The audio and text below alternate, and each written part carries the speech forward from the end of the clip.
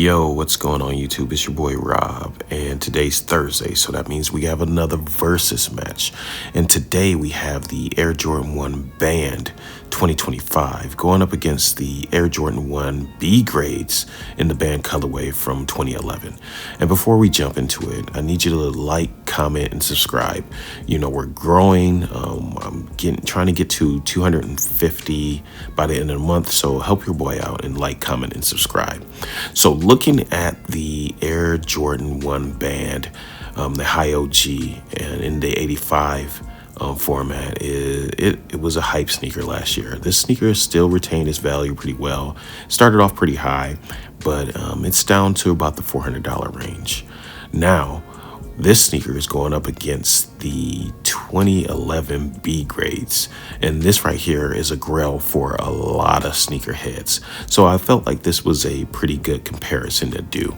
Now, I did a previous review on this particular sneaker, and when I tell you this joint is tough, it's tough.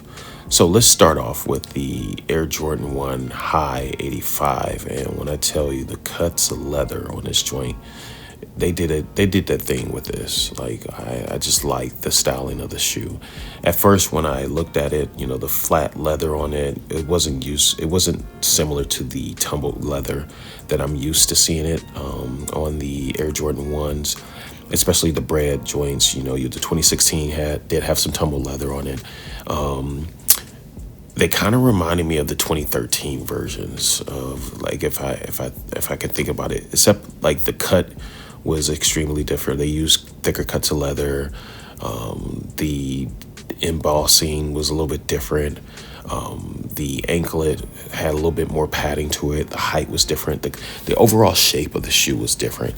And I really felt like they did a really good job of making it look like a 1985 Air Jordan 1. I bounced these up against my reverse reds, and these are a solid shoe.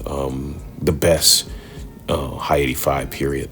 Now, looking at the 2011 B grades, I did a recent review of these joints, so you all know my feelings on these. But you know, I got this mark here on this. Yeah, I mean, you're gonna get that. It's a 15-year-old shoe, so I'm gonna probably have to clean these up and spray them down. But honestly, this joint was hard, like, when they came out. And from my perspective, like, man, this X is dope, man. Like, just the little details on this particular sneaker. Yeah, like, this, man, is so soft, man. Like, I love the details on this particular sneaker.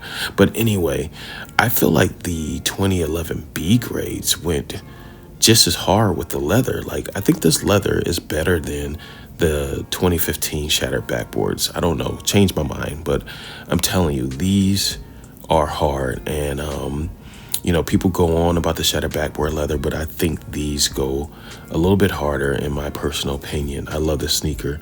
So, bouncing this up against the 2025s, I felt like it was a fair match. You can't do the 16s against the 25. Like, look at the details on this.